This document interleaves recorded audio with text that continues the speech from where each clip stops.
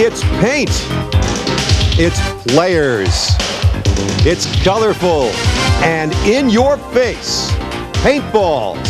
Paintball players, the best, gathered in Orlando for the World Paintball Championships. We're set for the first game of round 2. Let's go to Fred Schultz with the teams.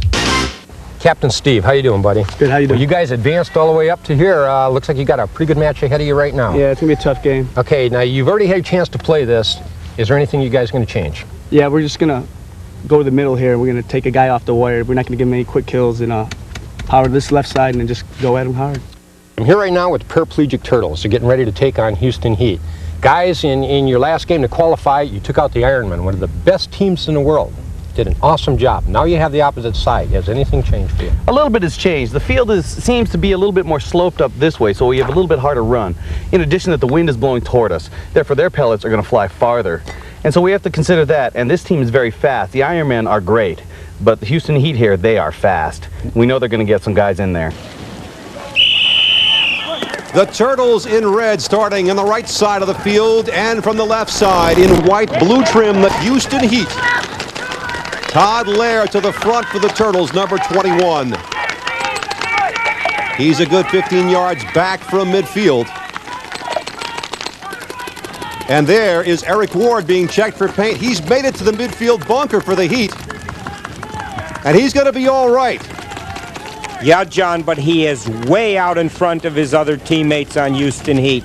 There's very little he's going to do there. Turtles captain Dale Price lost his left leg in a motorcycle accident about 3 years ago, looking very relaxed out there. There's the tandem for the Houston Heat, 33, James Warren, 56, G.A. Morris. Same strategy as game 1. Mark Roberts for the Turtles on the opposite end, peering around one side, and there we see Dale Price barking instructions. And John, look at the handicap symbol on his marker.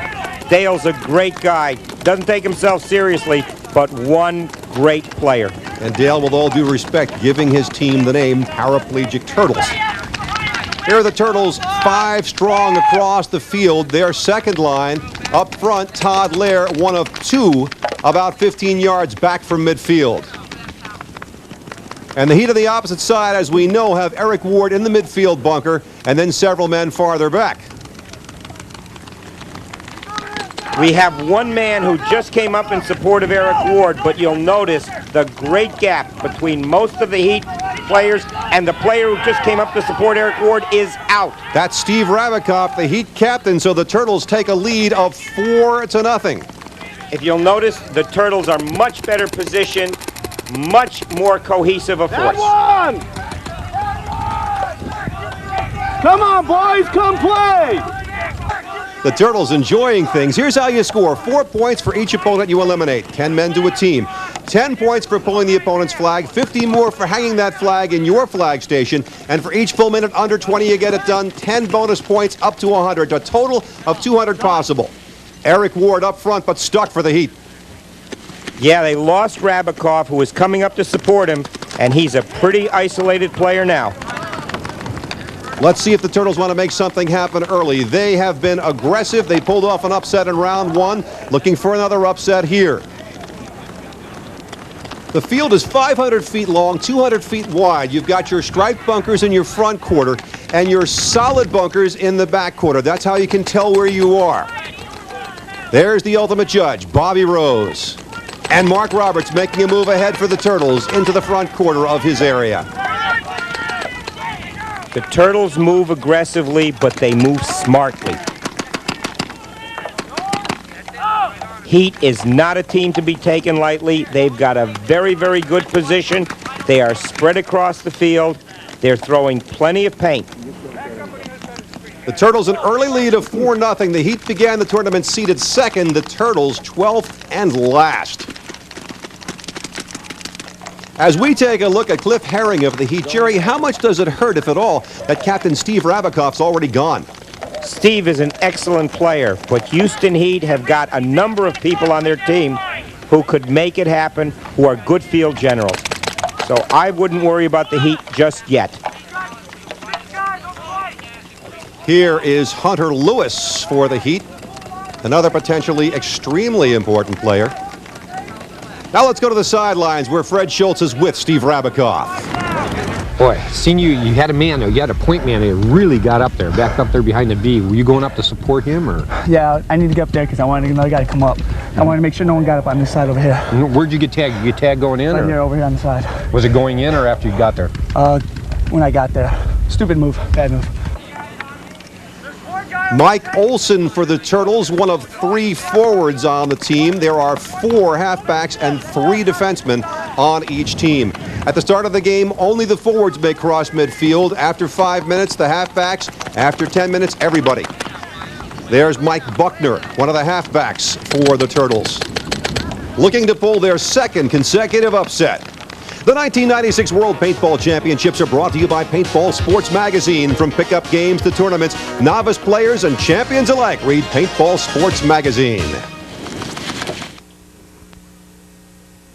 We are in round 2 of the World Paintball Championships here in Orlando, Florida. We started with 12 teams. We're now down to 6. Hello, everybody. I'm John Nicholson, along with Jerry Braun, managing editor of Paintball Sports Magazine. Jerry, we've got the Houston Heat, which came in here seeded number 2 against the Turtles from Utah, which were seeded 12th and last, but they beat the number 1 Ironmen to move up.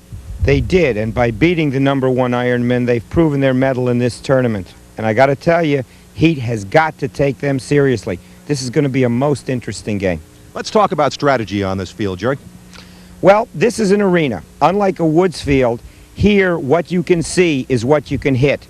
So movement, coordination of the team, timing, and getting angles on the opponents mean everything in this game. You get 2 or 3 players on one, that one player is going to be history. All right, Jerry, let's see who gets the best of it. Let's go back to the Heat and the Turtles. Back to the action. The Turtles leading it 4-0 over the Houston Heat. Good power on the part of the Turtles on the far tape line. Good potential.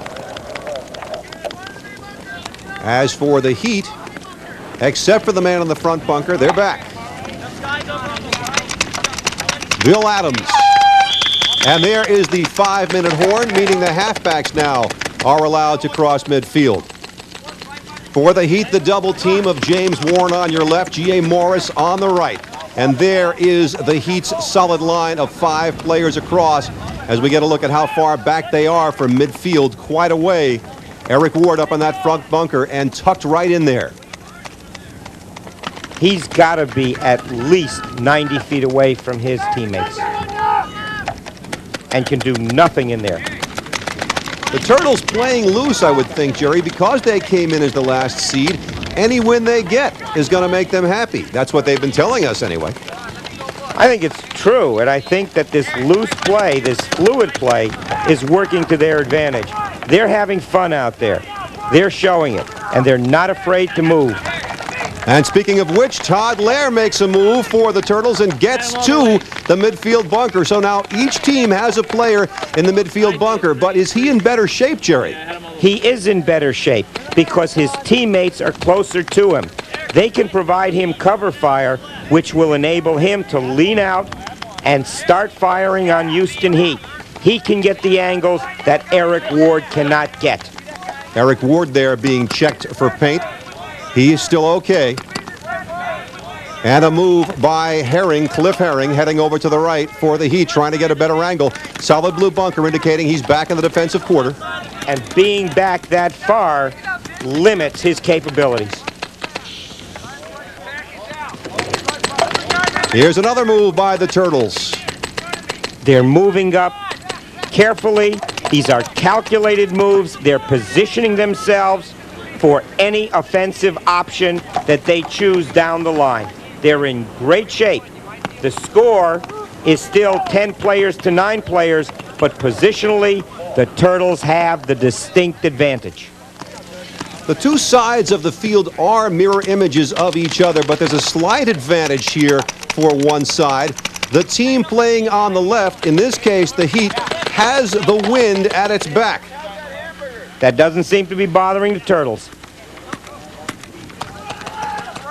A little bit too much paint in the marker there for G.A. Morris. He's got to get rid of a few paintballs. Look at the wind blowing the bunker there at midfield, indicating that it's coming from your left to your right. Bill Adams for the Turtles. There's another angle as he peers around the bunker, looking for an angle against the Heat. And back to midfield. Look how close they are. Eric Ward on the left for the Heat. Todd Lair on the right. Maybe 10 yards separating them. And an official watching every single move as we look from above at the midfield area. They're going to check Ward again for paint. He's all right, but James Warren is not. He's gone for the Heat. One of the partners leaves. It's now 8-0. The Turtles lead it. The Turtles are getting the angle. Look at the kind of pressure that's being put on Houston Heat. Let's go to Fred with some very interested observers. Maybe you can tell me, is this your first experience with paintball, or have you had other experiences with it? Our range now, we have simunition, and we're starting to get more and more involved in paintball at the range. Just because it's more realistic, you can eliminate people rather than just a noise. Right, so you guys actually have this for some of your training now, Yes. is that right? Mm-hmm. Excellent. Have you got to try it before and shoot it? Oh yeah, we've shot each other out there before. You have? Did you guys set up any teams, or Well, just we target? have different scenarios. Like bad guys will be in an argument and you don't know what's going on. You're wearing protective gear, you know, and it's a kind of a shoot, don't shoot situation. Right. It like you said, it's more realistic than just shooting at a target with guns. Some interesting possibilities there as we look at Turtles captain Dale Price. His team leading it 8-0. If one team gets a hang here, that team is going to be in very good shape because the Heat came into this round from a 140-point total in the first game. The Turtles with 120. So almost certainly the winning team here will have enough points to go on to the final round robin of 3 teams. And you know what's really interesting, John? The loser with a high enough elimination count might also go on depending on what happens in the next 2 games. Todd Lair looking for direction from his teammates. He's trying to take advantage of his midfield position. There's some of the support that he is getting. On the opposite end, the Heat trying to give some help to Eric Ward, who's also in the midfield bunker. Right now, he can't do much. Defenseman Josh Morris of the Houston Heat. His team trails at 8-0. One of 2 Morris brothers. On the opposite end, defenseman and captain Dale Price of the Turtles. And Mike Buckner ahead of him, giving support to Todd Lair. We are counting down toward the 10-minute mark, at which point anybody may go anywhere on the field. Right now, the defenseman's still not free to do so. But now they are. There is the 10-minute horn as Todd Lair is checked by an official in the midfield bunker. He is still all right. Eric Ward still in midfield bunker for the Heat. He's been there from the start, but hasn't been able to do anything, Jerry. And that's a problem for the Houston Heat. They lost 2 players, but they also have rendered ineffective a 3rd player. Eric Ward can only stay alive. He can't contribute to the team. As we look at the Turtles, Jeff Miles and the setup. The Houston Heat are too far back to help Eric Ward at all. Contrast that with the Turtles. Look at how they're spread out across the field, helping Todd Lair up front.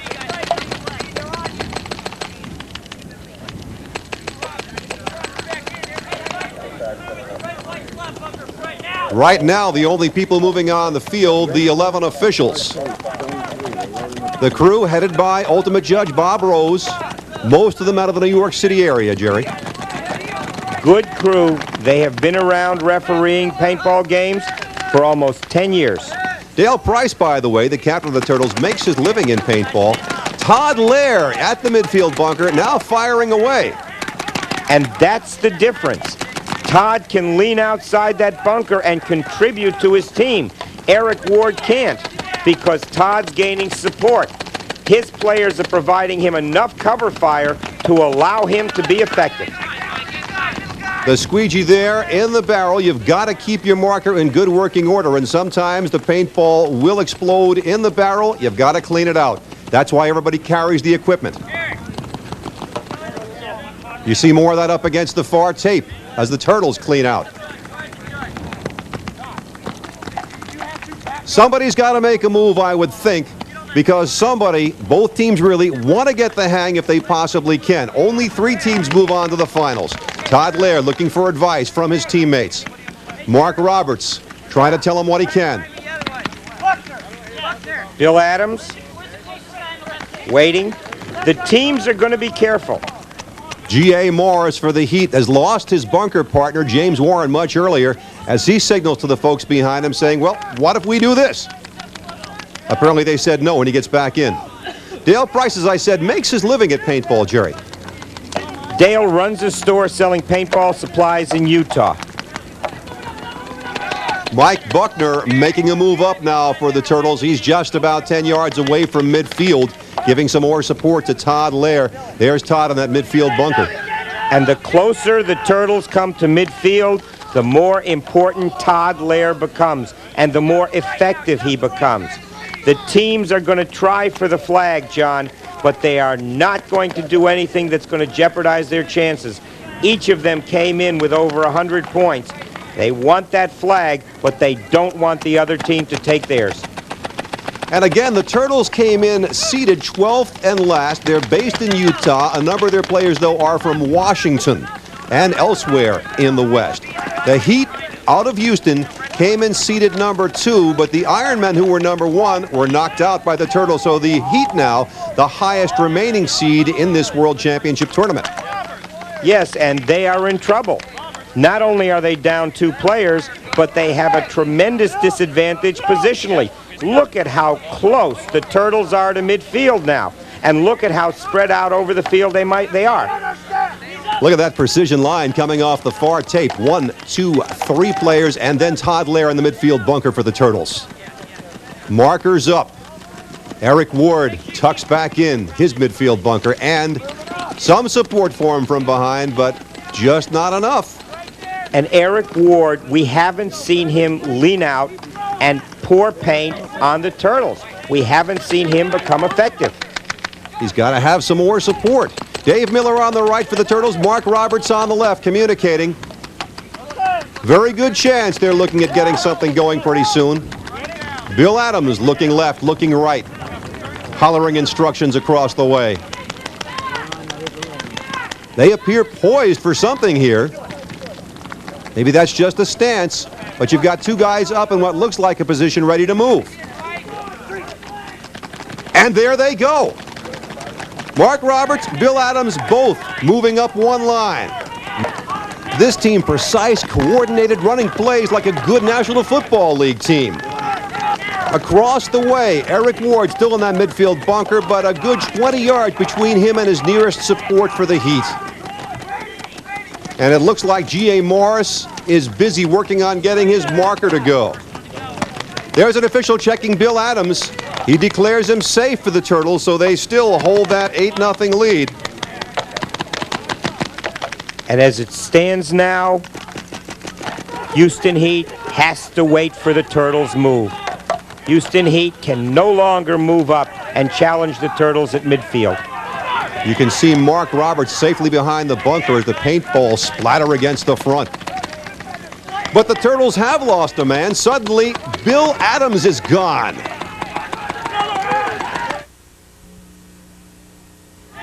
The loss of Bill Adams just before the break makes it 8-4 Turtles in favor. They still have the advantage, though, with position. And now they have a 12-4 advantage as Hunter Lewis is picked off. The Turtles looking to make it more. They do make it more. Eric Ward is gone. He spent all that time in the center bunker, and he is suddenly history. Boy, that's a heck of a game you got going on out there. Yeah, it is. You're the first Turtle out right now. You guys got like 4 of the Heat out of there. Yeah. What are you guys doing? You guys getting ready for a push right now? We're going right now. You are? We're going to go. Did you have a certain time you were going to go at? Yeah, we're going at 3 minutes. At 3 minutes. 3 minutes is monkey football. We all stand up and we all go at the same time. I see that you're moving up even farther. Right now. Monkey football there right now. And here is monkey football, apparently a term the Turtles made up. Several guys moving at once. Mike Buckner is picked off in between, but 2 other guys moved up. Now the Heat looking to defend themselves. Not fast enough. Another Heat player is out as another Turtle moves forward toward the midfield bunker. And the Turtles are moving on all fronts. They're going to lose people, but they're going to make their way and slice through the Houston Heat defenses, mainly through the middle and far tape line. There's Chris Coruscant leaving 20-8. The Turtles lead, and the Turtles make a move on the far tape. John Beeland heading up the side toward the flag station of the Heat. John, he's the rabbit. He's the decoy. All the Houston Heat players are turned toward him while the rest of the Turtles move in. Let's see it again. He is looking to be hit, and there it is, right on the knee. No problem at all. Back to live action. There goes a flag. A couple of Heat players being called out. Dave Miller, meanwhile, being checked for paint. He is okay. So Dave is going to head for the flag station. Disgusted Heat players leaving the field. All of a sudden, they've seen the whole situation collapse. Dave Miller pulls the flag and takes a look. Wants to know, is everybody gone for the Heat? That's another 10 points. He's making sure the judge shouldn't be stopping him here, John. It's costing him time. It's costing him time. The Turtles, meanwhile, celebrate, but now they want to get back quickly. Here comes Dave Miller across the field, running through the sand, looking for somebody to hand to, and he finds somebody right there. That's Carl Reed. Look at him go. 500 feet they got to carry this flag. Carl is burning it up. There's the hang. Carl gets it done with more than 2 minutes left, so there's an extra 20 bonus points for the Turtles if he's okay. He's checked, and he is. Let's see how they did it. There's the rabbit, John. John Beeland, he'll make the move toward the far tape, looking to draw the Heat fire and drawing it. Now look at the Turtles. They waited. Now they're moving. Once the Houston Heat focus goes on Beeland, the Turtles come in. Beeland is hit, but the damage is done. Dave Miller picks off a Heat player in the bunker. That player was turned toward Beeland. Now Dave goes and falls. He's being checked by an official. Watch him down there. There's the penalty called against the Heat, a 1-for-1. And off your screen, Dave Miller has now headed for the flag after regaining his feet. Nice job, Felix. We're going to the final! 56, did you check in? So as the official checks for paint, the Turtles have pulled off another upset. A very satisfied Captain Dale Price. The Turtles piling up 240 points in these first two games, almost a sure shot to make the final round of 3.